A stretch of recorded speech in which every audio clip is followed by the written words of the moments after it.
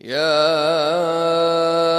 أيها الذين آمنوا أنفقوا مما رزقناكم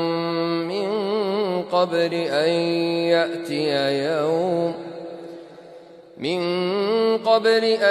يأتي يوم لا بيع فيه ولا خلة ولا شفاعة والكافرون هم الظالمون. الله لا إله إلا هو الحي القيوم لا تأخذه سنة ولا نوم له ما في السماوات وما في الأرض من ذا الذي يشفع عنده إلا بإذنه يعلم ما بين أيديهم وما خلفهم ولا يحيطون بشيء من علمه إلا بما شاء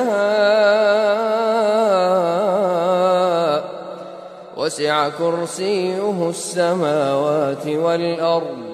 ولا يؤوده حفظهما وهو العلي العظيم. لا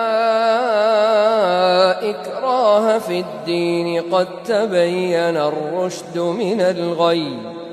فمن يكفر بالطاغوت ويؤمن بالله فقد استمسك بالعروة الوثقى لا انفصام لها والله سميع عليم. الله ولي الذين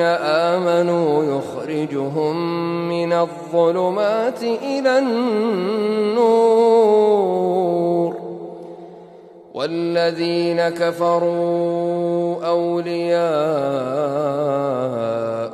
الطاغوت يخرجونهم من النور إلى الظلمات أولئك أصحاب النار هم فيها خالدون. ألم تر إلى الذي حاج إبراهيم في ربه أن آتاه الله الملك إذ قال إبراهيم ربي الذي يحيي ويميت قال أنا أحيي وأميت قال إبراهيم فإن الله يأتي بالشمس من المشرق فأت بها من المغرب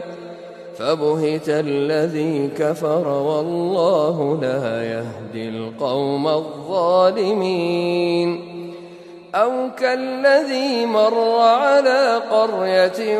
وهي خاوية على عروشها قال أنى يحيي هذه الله بعد موتها فأماته الله 100 عام ثم بعثه قال كم لبثت قال لبثت يوما أو بعض يوم قال بل لبثت 100 عام فانظر إلى طعامك وشرابك لم يتسنه وانظر إلى حمارك ولنجعلك آية للناس وانظر إلى العظام كيف ننشزها ثم نكسوها لحما فلما تبين له قال أعلم أن الله على كل شيء قدير.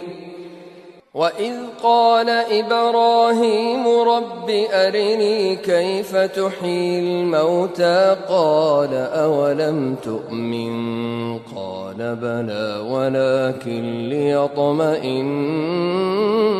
قلبي